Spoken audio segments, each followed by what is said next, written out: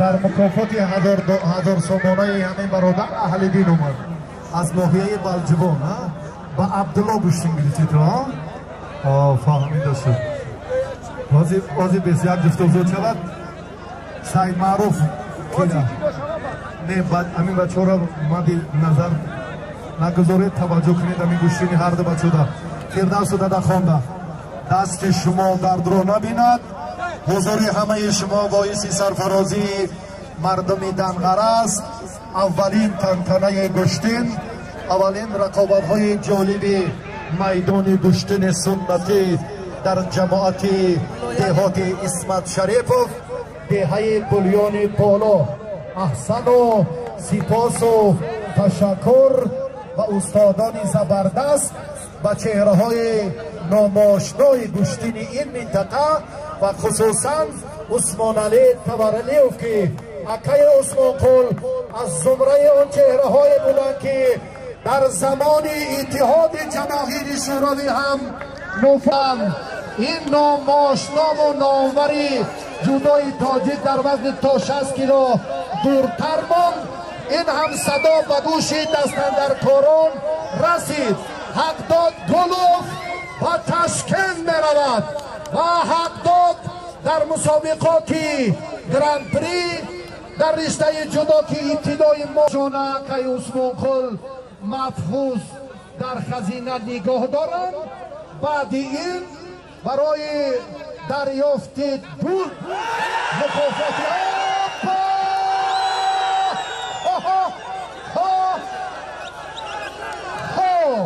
نشد از قمسنگیر از قبادیان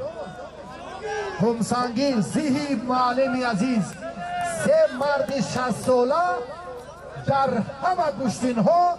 پیش از صاحب خانه می آید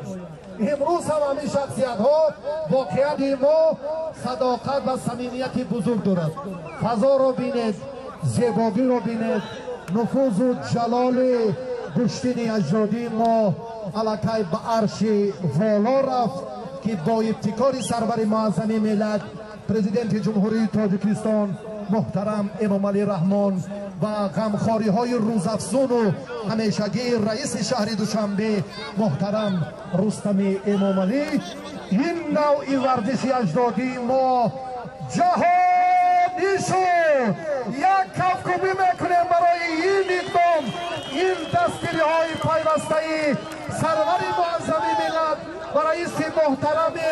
شهر دوشنبه که گشتین گیری را جهانی کردند روز 8 مارس با حضور نمایندگان 39 کشور دنیا مسابقه پنجم بین المللی برای دریافت جام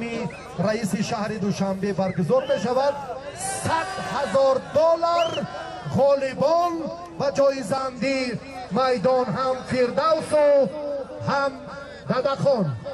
رفتی میدانداری صبحیدین و پهلوان دیگر تیزانیده شود. قهار و حق نظر بچه جان قهاروف از سلاله لالخان قهاروف ها امروز هم در میان گران وزن ها یک محبوبیت دارد اگر باشند مرحبا. ظفر آل شایف امین جان نسیم جان چند تنی دیگر اکنون حق نظر کی کار حق نظر رو بینید خیلی طول کشید زحمت بچه ها رو هم قهار و حق نظر رو بسیار توجه کنید که با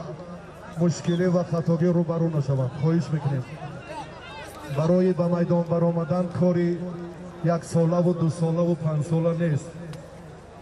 خون جگر میشوی که در مقابل رقیب دست بالا شوی و این نبرد و آزمایی های حساس رو با پیروزی جنبش کنید. قدر و منزلت و احترام اینها رو بر حق دانستن بسیار مهم است. بچه بلجمانی کم در قامت راست گیرد اگر گشتینگیری در مقابل زور با کمی رنگ دیگر میگیرد. تابیش در مقابل عبدالله کمی دیگرتر بود